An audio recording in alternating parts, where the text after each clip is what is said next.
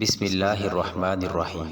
آپ سب کو معلوم ہے کہ سال کے 12 مہینے ہیں اور ہر مہینے کی کچھ نہ کچھ خصوصیات ہیں جن کی بنا پر اللہ تعالیٰ نے اسے دوسرے مہینوں سے ممتاز کیا ہے۔ یہ مہینہ شوال کا ہے۔ شوال ہجری سال کا 10واں مہینہ ہے۔ اس ماہ کی بہت سی خصوصیات اور فضائل ہیں۔ ان میں سے ایک اہم خصوصیت یہ ہے کہ اس کی پہلی تاریخ یعنی یکم شوال کو مسلمانوں کی 2 شرعی عیدوں میں پہلی عید یعنی عید الفطر کا دن ہونے کا شرف حاصل ہے۔ یہی وہ دن ہے جس میں مسلمان مرد، عورتیں اور بچے غسل کر کے اچھے کپڑے پہن کر اللہ اکبر لا الہ الا اللہ واللہ اکبر وللہ الحمد کی صدائے دل نواز بلند کرتے اور اللہ جل شانہ کی کبریائی کے گیت گاتے ہوئے عیدگاہ جاتے ہیں۔ وہاں 2 رکعت عید کی نماز ادا کرتے اور امام سے خطبہ سنتے ہیں، پھر ایک دوسرے کو عید کی مبارک بادیاں دیتے اور تقبل اللہ منا و منکم کہتے، دعوتیں کھاتے اور کھلاتے اور ہر طرح سے خوشیاں مناتے ہیں۔ محترم ناظرین، ماہ شوال کی ایک دوسری خصوصیت یہ ہے کہ رمضان کے روزوں کے بعد اگر کوئی اس ماہ میں 6 روزے رکھ لے تو اسے پورے سال کے روزوں کا ثواب مل جائے گا۔ حضرت ابو ایوب انصاری رضی اللہ تعالی عنہ سے روایت ہے کہ رسول اللہ صلی اللہ علیہ وآلہ وسلم نے فرمایا، جس نے رمضان کے روزے رکھے اور اس کے بعد شوال کے 6 روزے رکھے، اس نے گویا ہمیشہ روزے رکھے، یعنی اس کو پورے سال روزے رکھنے کا ثواب مل جائے گا۔ اور اگر ہر سال اسی طرح اس نے 6 شوال کے روزوں کا اہتمام کیا تو گویا اس نے پوری عمر روزے رکھے، کیونکہ ارشاد باری تعالی ہے، من جاء بالحسنۃ فلہ عشر امثالھا، جس نے نیکی کی اسے اس کے 10 گنا ملے گا۔ اس لیے ایک مہینے کے روزے 10 ماہ کے روزوں کے برابر ہو گئے اور 6 دن کے روزے 60 دن کے روزوں کے برابر ہوئے۔ اس طرح 12 ماہ یعنی مکمل 1 سال کے روزے رکھنے کا ثواب ملے گا۔ اس سے معلوم ہوا کہ شوال کے 6 روزے مسنون ہیں اور ان کی بڑی فضیلت ہے۔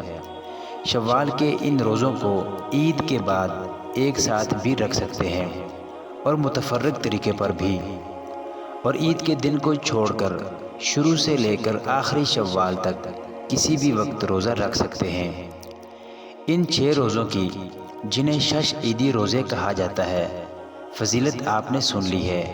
یہ اللہ کا ہمارے اوپر بڑا ہی فضل و احسان ہے کہ اس نے ہمارے لیے یہ آسانی رکھی کہ رمضان کے بعد 6 روزے شوال میں بھی رکھ لیں تو ہمیں پورے سال کا ثواب مل جائے۔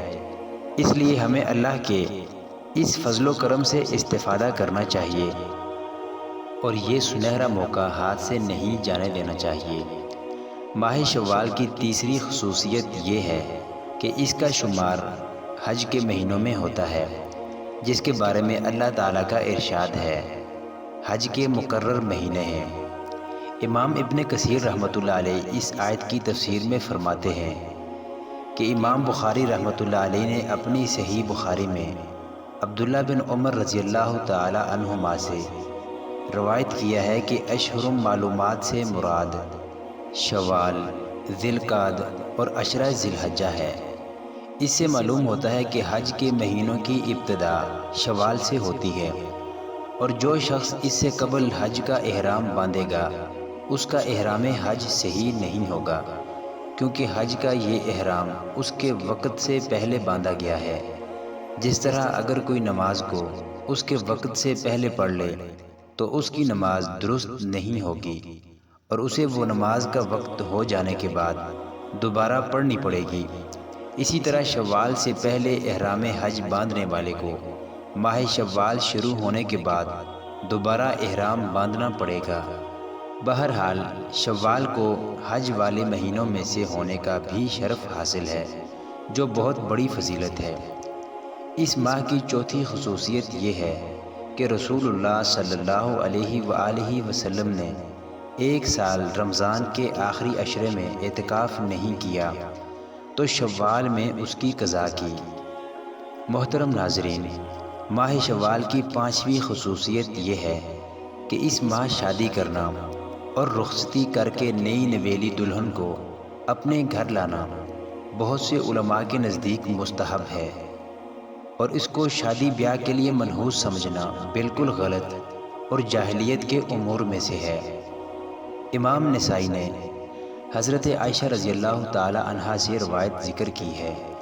وہ فرماتی ہیں کہ مجھ سے نبی صلی اللہ علیہ وآلہ وسلم نے شوال میں نکاح کیا اور شوال میں ہی میری رخصتی ہوئی، تو آپ کی بیویوں میں کون سی بیوی رسول اللہ صلی اللہ علیہ وآلہ وسلم کے نزدیک مجھ سے زیادہ پیاری ہے؟ اور حضرت عائشہ رضی اللہ تعالی عنہا پسند کرتی تھی کہ عورتوں کی رخصتی شوال میں ہو۔ صحیح مسلم میں ہے، رسول اللہ صلی اللہ علیہ وآلہ وسلم نے مجھ سے شوال میں شادی کی اور میری رخصتی شوال میں ہوئی، اور وہ یعنی حضرت عائشہ رضی اللہ تعالی عنہا اپنی عورتوں کی رخصتی شوال میں مستحب قرار دیتی تھی۔ امام ترمذی نے اس حدیث پر وہ اوقات جن میں نکاح کرنا مستحب ہے کی ہیڈنگ لگائی ہے، اور امام نووی رحمۃ اللہ علیہ اس کی شرح میں فرماتے ہیں، اس حدیث سے معلوم ہوتا ہے کہ شوال میں نکاح کرنا اور شب زفاف منانا مستحب ہے۔ ہمارے اصحاب نے اس کے استحباب کی صراحت کی ہے اور اس کے لیے اسی حدیث سے استدلال کیا ہے، اور حضرت عائشہ رضی اللہ تعالیٰ عنہ سے اس قول کا مقصد اہل جاہلیت اور آج کے عوام کے اس عقیدے کی تردید کرنا ہے جو شوال میں شادی بیاہ کرنے کو منحوس سمجھتے ہیں، حالانکہ یہ عقیدہ باطل ہے اور بے اصل ہے۔ مگر کتنی افسوس کی بات ہے کہ آج بھی بہت سے مسلمان دور جاہلیت کے اس عقیدے میں مبتلا ہیں اور اس ماہ میں شادی بیاہ کو برا اور منحوس سمجھتے ہیں، جو کہ سراسر باطل ہے، اور رسول اللہ صلی اللہ علیہ وآلہ وسلم نے خود اس ماہ میں حضرت عائشہ رضی اللہ تعالی عنہا سے نکاح اور ملاپ کر کے اس عقیدے کے فساد اور باطل ہونے کو واضح کیا ہے، اور حضرت عائشہ رضی اللہ تعالی عنہا نہ صرف اس عقیدے کا رد کرتی تھی بلکہ اس میں شادی اور رخصتی کو مستحب قرار دیتی تھی، اور چاہتی تھی کہ ان کے رشتہ داروں کی خواتین کی شادیاں اسی ماہ میں ہوں تاکہ اس باطل عقیدے کا نام و نشان مٹ جائے اور لوگوں کو اس کے باطل ہونے کے بارے میں یقین کامل حاصل ہو جائے۔ اللہ تعالی ہمیں دین اسلام کو صحیح معنوں میں سمجھنے اور اس پر عمل کرنے کی توفیق عطا فرمائے، آمین۔ محترم ناظرین، کومنٹ باکس میں اللہ تعالیٰ کے 99 ناموں میں سے کوئی ایک نام ضرور ٹائپ کریں۔ شکریہ۔